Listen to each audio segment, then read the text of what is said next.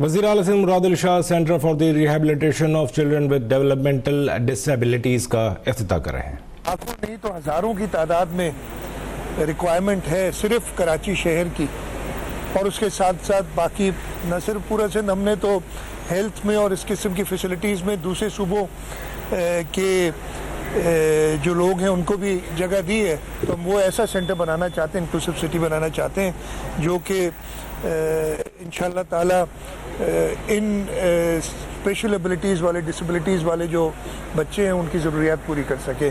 مجھے بڑی خوشی ہوئی ہے، میری Adelaide leprosy centre doctor Ruth فاو کی جو لیپریسی کے حوالے سے خدمات ہیں اور وہ لیپریسی ایریڈیکیٹ کر چکی، ان کی محنت اور پھر ان کے بعد جو ان کی پوری ٹیم ہے وہ کر چکی ہیں، اور اب ان کا اپنا خیال ہے کہ ہم اور چیزوں میں بھی جائیں، اور یہ جو سینٹر ہے یہ اسی سلسلے کی ایک کڑی ہے۔ میں نے یقین دلایا ہے مومن لوگوں کو جو میری ایڈلیٹ لیپریسی سینٹر کے چیف ایگزیکٹو ہیں کہ حکومت سندھ کا پورا تعاون ان کے ساتھ رہے گا، اس لیے کہ یہ وہ کام کر رہے ہیں جو کہ حکومت نہیں کرنا چاہیے، لیکن حکومت اکیلے یہ کام نہیں کر سکتی، خاص طور پہ ایسے لوگ جن میں وہ پیشن ہے، جن میں وہ خدمت کرنے کا جذبہ ہے، وہ ہمیں ساتھ چاہیے ہوتے ہیں، اور ہمیں میری ایڈلیٹ لیپریسی سینٹر کے شکل میں ایک ایسا ادارہ ملا ہے، اور انشاءاللہ تعالی حکومت سندھ اس سے پورا تعاون کرے گی۔ پہلے اس کا کر لو، پھر ملیر جیل کی بھی بات، پہلے اس کے ایک دو سوال اگر ہیں کوئی، تو اگر نہیں ہے آپ لوگوں کو انٹرسٹ تو پھر ملیر جیل پہ آ جاتے ہیں۔ ہاں میں وہی کہتا ہوں۔ ہاں میں اس کے بعد نیکسٹ کوشچن ہوگا سر، یہ تو بے شک یہ ایک ریگولر پریکٹس رہی ہے آپ کی اس سینٹر پہ، اپ کمنگ بجٹ میں کوئی مطلب اسپیشل یا کوئی ایکسکلوسیو چیز رکھی گئی اس حوالے سے؟ میں ہاں جی دیکھیں، میں نے جیسے آپ کو بتایا وہ انکلوسیو سٹی والا پروجیکٹ، اس پہ ہم نے کافی، اور وہ ایک ایسا ہوگا، کافی زمین ہم نے لی ہے جس میں ہر قسم کی ڈسیبلٹیز کی ضروریات جو ہوں گی وہ اس حوالے سے ہوں گی۔ ہم نے ایک بڑا پارک اس میں رکھا ہے تقریباً 20 ایکڑ کا، کہ جس سے ہم ان بچوں کو، آپ کو پتہ ہے نا کہ ایسے بچوں کو جو نارمل جو پارکس ہمارے ہوتے ہیں، کچھ لوگ ایسے ہیں جو پسند نہیں کرتے ایسے بچے آئیں، تو اس کے لیے ہم نے اسپیشل رکھا، تو وہ اس چیز کو ہم آگے بڑھائیں گے۔ اس کے ساتھ ساتھ ہم اور ایڈیشنل سینٹرز بھی اپنے بنا رہے ہیں، جو کہ آن گوئنگ ایک بجٹ کا ہے، ہم بجٹ کا بھی انتظار نہیں کرتے۔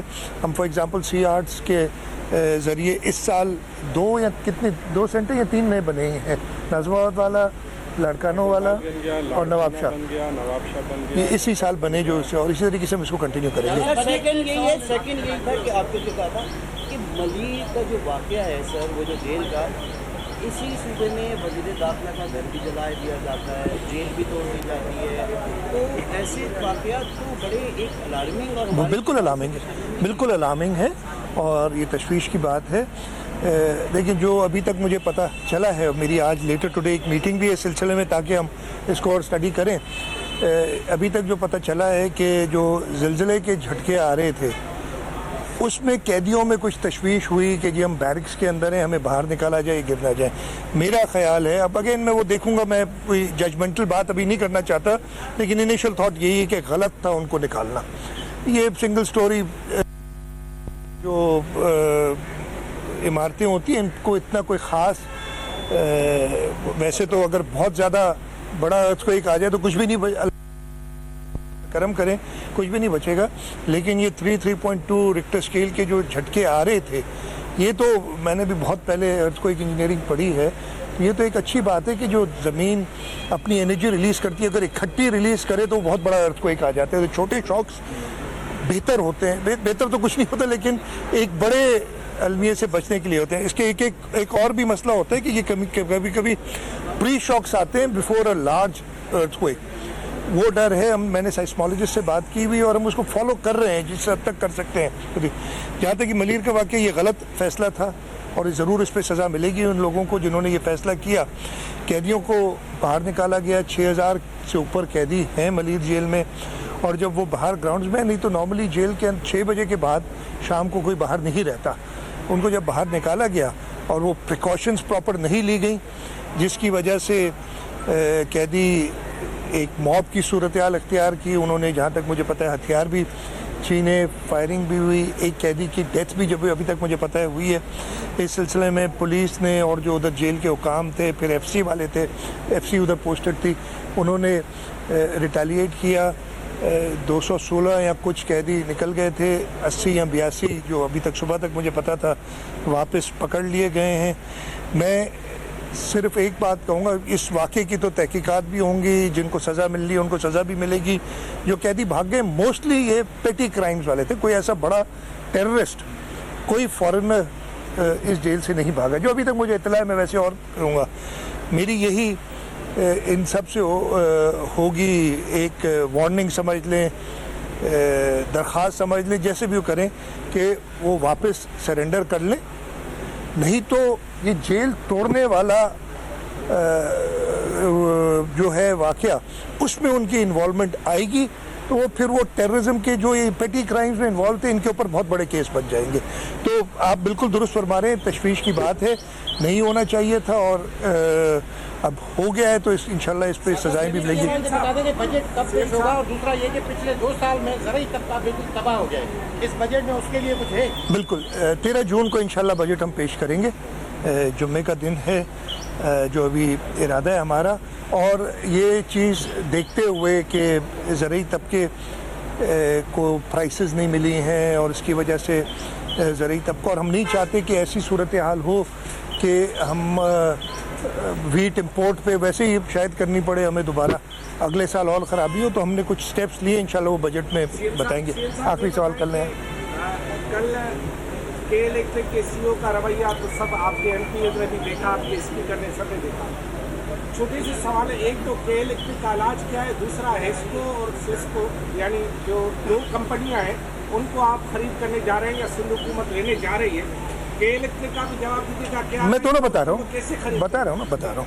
देखिए, के इलेक्ट्रिक अनफॉर्चुनेटली जब प्राइवेटाइज किया गया तो हुकूमत सिंध को बिल्कुल इसमें इन्वॉल्व नहीं किया गया, प्राइवेटाइज हो गई। इस वक्त के इलेक्ट्रिक के बोर्ड पे हुकूमत सिंध का वफाक के नुमाइंदे मौजूद हैं, हुकूमत सिंध का कोई नुमाइंदा नहीं है के इलेक्ट्रिक के बोर्ड पे। तीसरी चीज़, के इलेक्ट्रिक का रेगुलेटर नेपरा है, जो अगेन सूबाई हुकूमत के ज़मरे में नहीं आता, वफाक के ज़मरे में आता है।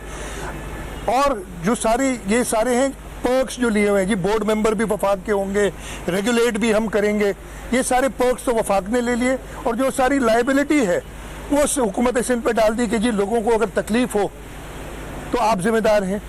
तो ये चलेगा नहीं, और ये हमने वफाक से कहा हुआ है, कई अरसे से कह रहे हैं। अब हमें इस पे और सीरियस होना पड़ेगा कि मैनेजमेंट में बोर्ड के अंदर हुकूमत सिंध की नुमाइंदगी हो, ताकि हम उन पे एक चेक भी रख सकते हैं, और जो कंज्यूमर है जो कि सूबे का है उसको फ़ायदा हो। आपने हेस्को और सेप्को की बात की, हेस्को और सेप्को पे हमारा इरादा ये है कि अगेन डिस्ट्रीब्यूशन एक प्रोविंशियल सब्जेक्ट है और हमेशा से वैसे वफाक चलाता आ रहा है कि हम ये दोनों इदारे प्राइवेटाइज नहीं करेंगे जैसे के इलेक्ट्रिक की, हम पब्लिक प्राइवेट पार्टनरशिप में, कंट्रोल हुकूमत का रहेगा, लेकिन हम एक अच्छा ऑपरेटर ढूंढेंगे, इसलिए कि हम ये जानते हैं कि ऑपरेशंस के लिए आपको अच्छी टेक्निकल फर्म चाहिए, वो हम ढूंढेंगे।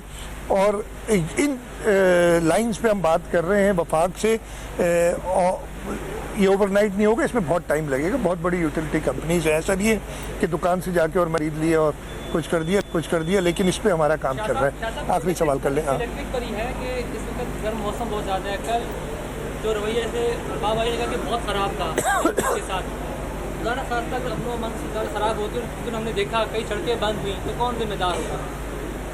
अब मैं ये सब जवाब दे चुका हूँ। देखें, सारी पर्क्स जो थे ना कि बोर्ड मेंबर भी हमारा होगा, वो आके TADA भी लेगा जब इधर बोर्ड मीटिंग होगी, इधर प्राइवेट कंपनी जो अपने मुनाफे कमाती रहेगी, और जो मुसीबत है कि अगर लॉ एंड ऑर्डर सिचुएशन है तो जिम्मेदार हुकूमत सिंध है, ये बहुत क्लियर है। तो इस वजह से हमने इसको एज ए होलसम चीज़ देखनी होगी।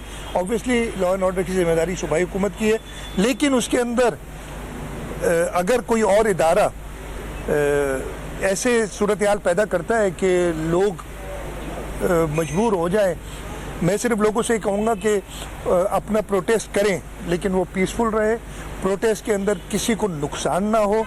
आप ख़ास तौर पे रोड वगैरह जो ब्लॉक हो जाते हैं उससे बाकी लोगों को चलें। मुझे तो लोड शेडिंग की वजह से मैंने रोड ब्लॉक कर दिया, लेकिन बाकी लोग जो अपने कारोबार से निकले हुए हैं उनको तकलीफ ना हो, ये सारी चीज़ें देखें। इंशाल्लाह ताला हुकूमत सिंध जैसे मैंने कहा कि इलेक्ट्रिक और वफाक से ये मामला रिजॉल्व करती रहेगी। चेयरमैन, वापडा K4 के मंसूबे में ये बताते हैं कि 2026 तक वो पानी कराची की दहलीज तक पहुंच जाएगा, लेकिन 50 मेगावाट की ट्रांसमिशन लाइन्स गवर्नमेंट ने बिछानी है और ऑगमेंटेशन का काम वो दोनों हम उनसे पहले कर लेंगे, जब वो कंप्लीट करेंगे ना। हमारी पूरी प्लानिंग हम देख रहे हैं। देखिए बात सुने, हमने एक प्लान बनाया हुआ ये मैं वफाकी हुकूमत, डिप्टी प्राइम मिनिस्टर साहब, मिनिस्टर प्लानिंग को बता चुका हूँ। कभी कभी कहते हैं जी आप बड़ा स्लो चल रहे हैं इसलिए हम स्लो डाउन हो गए। कहे आप स्लो डाउन ना हो, हमारी जिम्मेदारी है ना। अगर कोई बुराई होगी तो मेरे ऊपर आएगी, यानी सिंध हुकूमत के ऊपर आएगी। आप अपना काम 2026 के 2025 में कंप्लीट करें, हम इंशाल्लाह ताला वो सारी चीज़ें मुहैया कर देंगे इस पानी को लोगों तक पहुंचाने के लिए। यार इतने सवाल कर लीजिए।